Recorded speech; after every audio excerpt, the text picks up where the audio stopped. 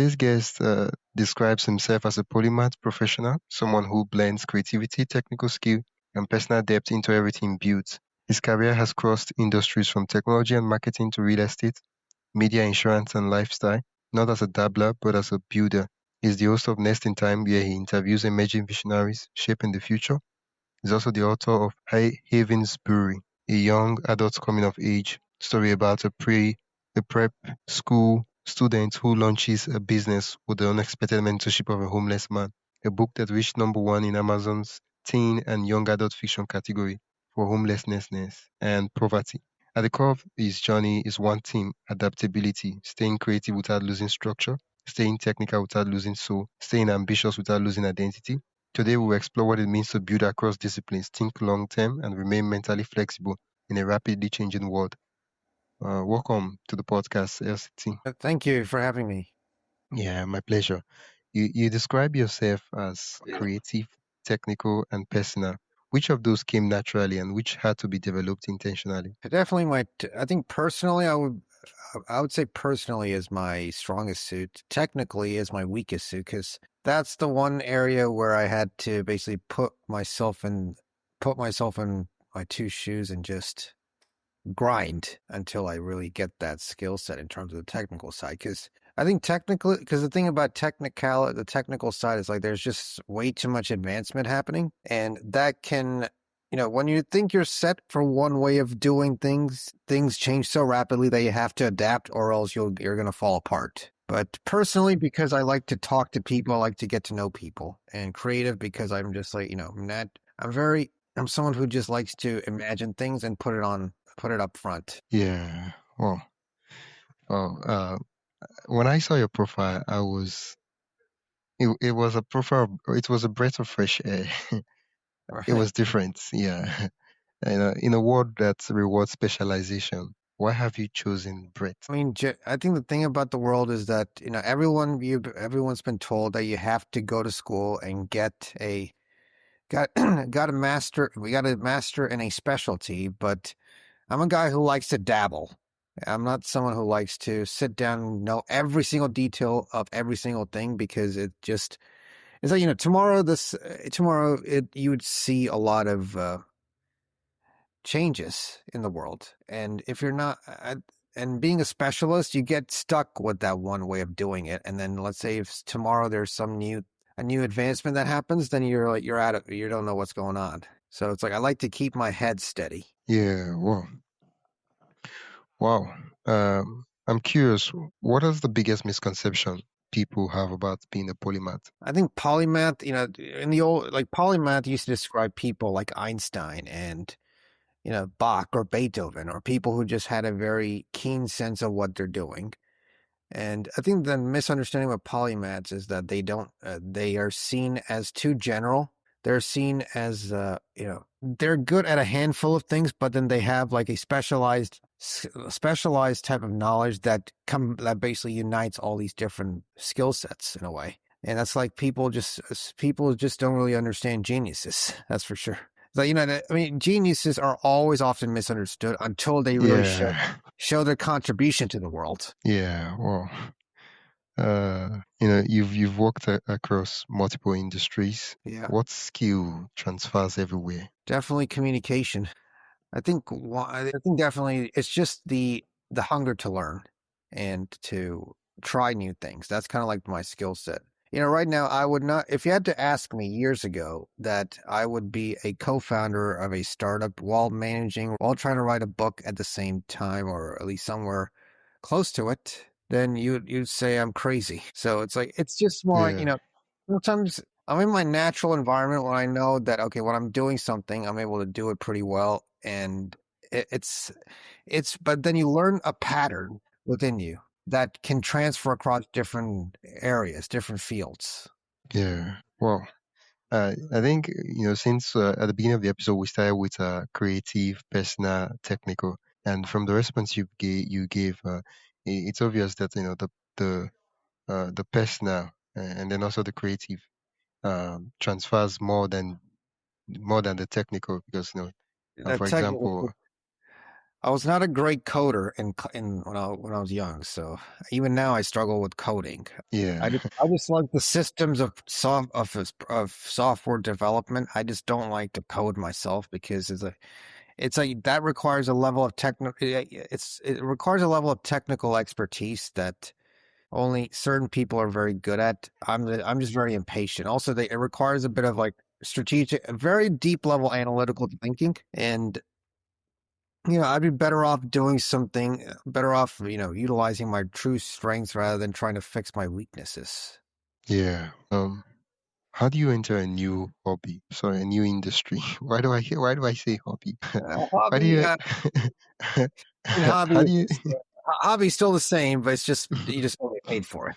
yeah, how do you enter a new industry without feeling like an imposter? I just, that's a good question because I would say I just started with building trust with someone, and then I just gradually get myself assimilated into that industry. It's basically you got to find one person in a new world that they can trust you and you can trust them, and then you work together, and then you start learning new things, and that's kind of what it is in a way. It's just if you're just sitting there doing your own thing with no one seeing it, then what's the point of it all? Yeah, well, you know, being an being a polymath means, you learning a lot of things. You love learning itself. Beyond just learning the specifics of okay, I'm learning to code or I'm learning to like Learning uh, how to speak French or Spanish. yeah, or French. Yeah, the idea of learning something new, that itself is what I feel is what interests the polymath. Yeah, it's I'm curious. more. Yeah, I would be very fascinated about how planes are flown right now, if I Yeah, want, yeah. or even Uh, let's say rocket ships are flown, but how Starlink is able to generate large amounts of data, like be able to help poor, like what do you call poor nations with high speed internet. So yeah. Well, it's always the curiosity that just piques yeah. you. The curiosity. What has been your most difficult professional pivots, and what did it teach you? That's I would say one would be writing books because it suckers a lot of imagination out of you. Also it's writing books and also really trying to learn to code. I think that would be my hardest. And even learning a language which I thought would be difficult, which is Chinese. So I kind of learned how, and I tried to be a bit conversational. So I think it's just whatever I set my mind to it, even when it's tough, I try to solve it. I try to like get good at it as much as I could, so that I could Yeah. Well, really make a good impression on the other person. Let's say if someone's from China and I was like, if someone's from China and you start speaking Chinese to them, they start liking you more than than other yeah, fellow Chinese. yeah. Well, your novel Havensbury Yeah. connects entrepreneurship with social struggle. Yeah. What inspired that contrast? I think one idea was like, I think Havensbury kind of symbolizes myself in a way. The insecurities, the wanting to make an impact, but at the same time trying to fight a system that always puts you down. And I went to university in Massachusetts. If you're familiar with that place, if your listeners who are not Yeah. from or from Nigeria, particularly if they're familiar with it, I went to college. I've seen a lot of homeless people like on the streets. And then one of them came up to me and was like, "You want to chat?" They were just they wanted to chat with me. They were like, "Okay," that was like my catalyst and how I created a homeless character who then gives the main character all the wisdom and knowledge to be able to help him, build a business and be able to take on like the authoritative prep schools. Well, So wow. I just got that inspiration primarily through my experiences. So I'll tell you the way I write books, it's always have to do with like what is myself in it? What can I do? How much of myself can how much can communicate myself or express myself through these different characters? Wow. Yeah, I'm curious. What did writing fiction teach you about leadership or business? Oh, it just taught me all the knowledge that I've learned from leadership and business. It's just another form of expressing what I've learned, which is through fiction, which not many people do that. People who write fiction, they get suckered into the world of fiction. I like to be someone who likes to have one foot in the world of fiction and one foot in the world of reality. So that's why that's why I'm trying to get good at the genre called realistic fiction. Wow. Do you think storytelling is an underrated skill for founders? Hey, quick break. Before we continue, I'd love for you to join the Wisdom Journey newsletter. Every week, I share exclusive insights, tools, and behind the scenes updates to help you stay ahead in your own journey of building an online business. It's simple, practical, and built to help you grow. Sign up today for free at the link in the description. Now, let's get back to the episode. Yeah, I mean, if founders have to basically know what they're selling, right? If they want to sell something that is if they want to sell something that can help them stand out, storytelling is the one way they do it. Yeah, in the intro, when I read earlier on, I mentioned that your podcast, Next in Time, you interview emerging industry leaders and then visionaries. What separates people who dream from people who build? I think people who dream like to just imagine themselves more, imagine the world in terms of what they do.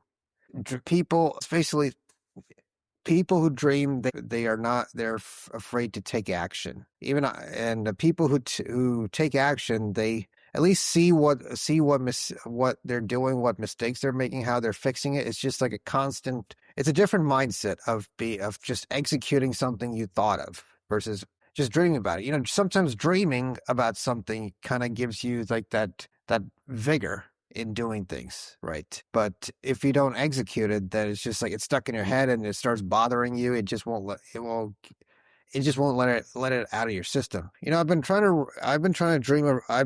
of writing books since I was like in my late teens, early 20s.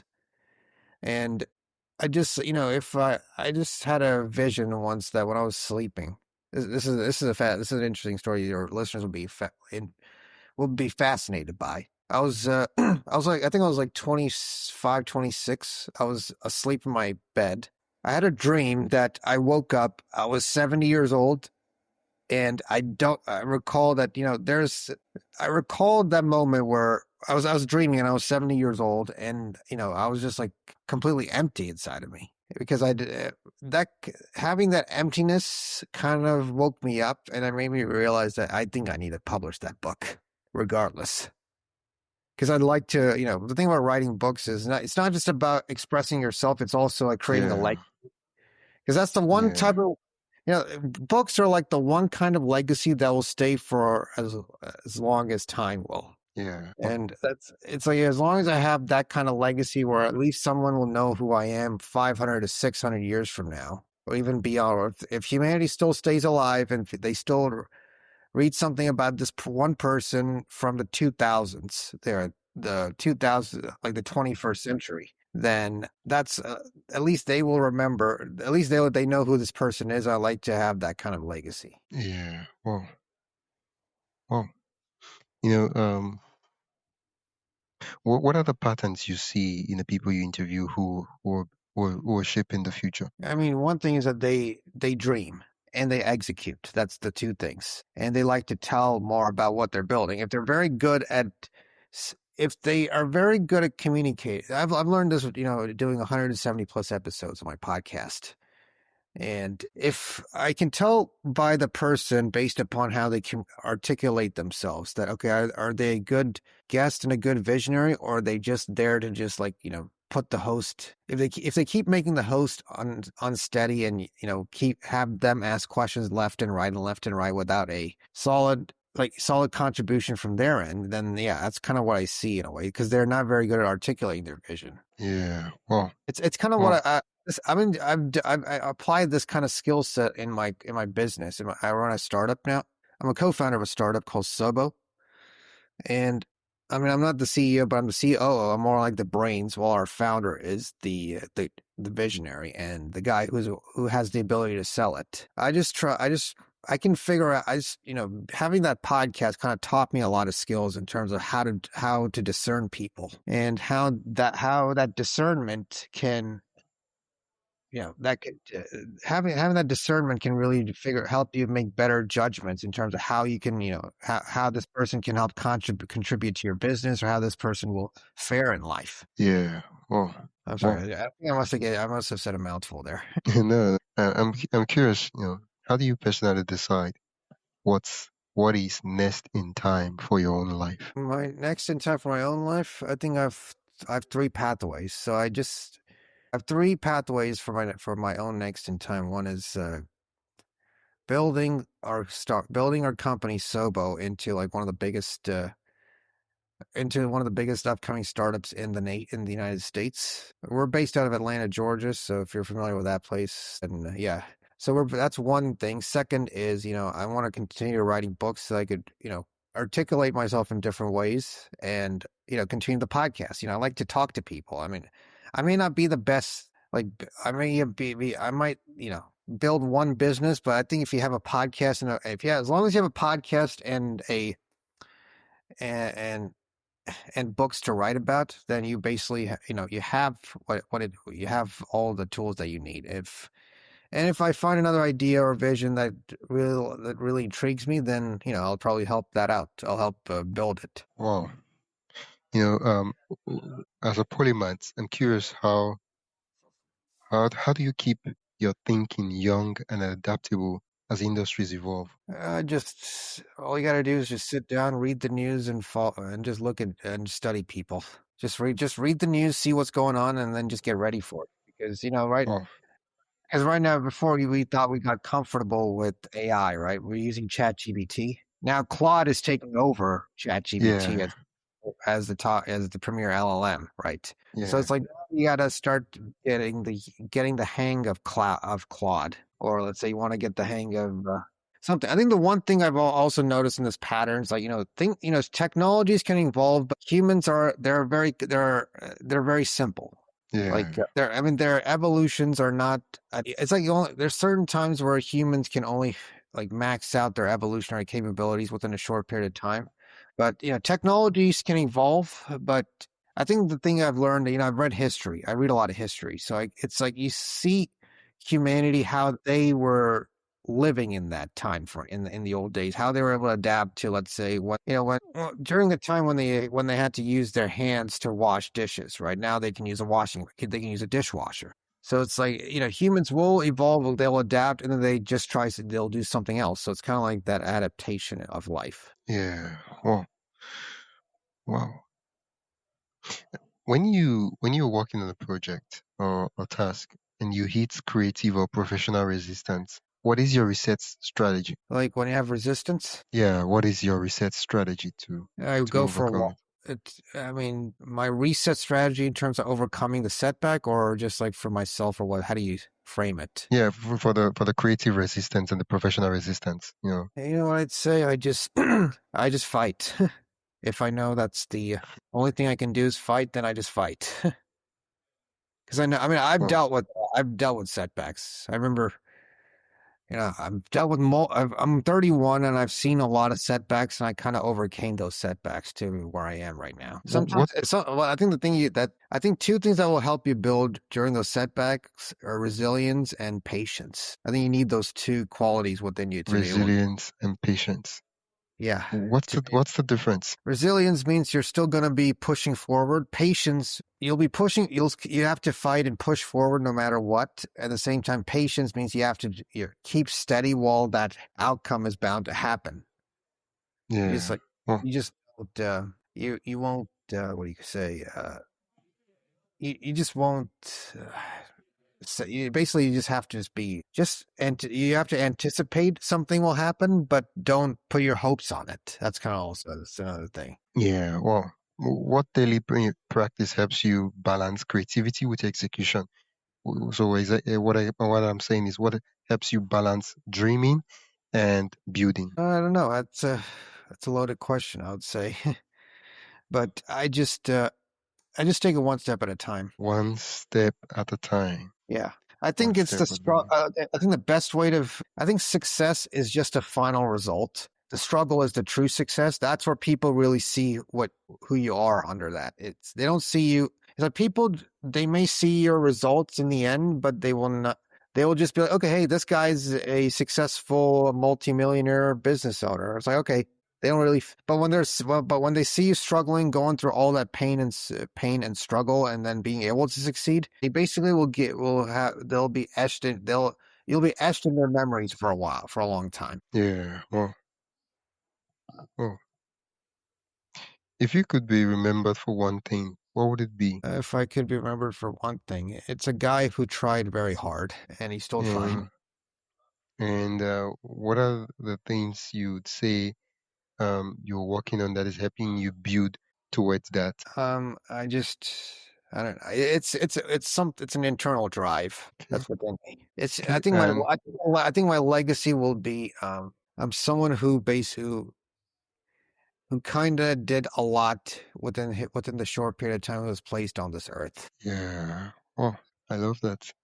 And my last question will be, for someone who feels stuck in one lane, what would you say to encourage them to expand? If they're stuck in one lane, then explore everything else and then figure out your next lane or some. If you get stuck in one area where you feel like you don't know where to go, then just try other things and then see and maybe experiment. I think that's the perfect time to experiment and really get out of your comfort zone. Oh, thank you so much, ST. Where can listeners connect with you and also learn more about the work you do? Yeah, you can connect with me on LinkedIn. And also, if you want to listen to my podcast, it's on Spotify, Apple, and Amazon.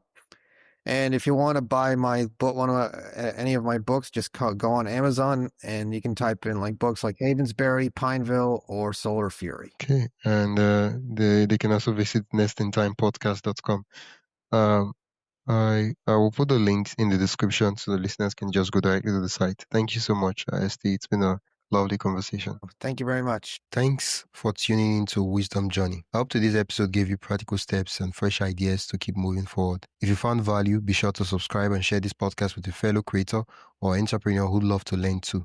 And don't forget to sign up for the newsletter and the link in the description for more resources, experiments, and lessons straight to your inbox. Until next time, keep building, keep learning, and keep walking your own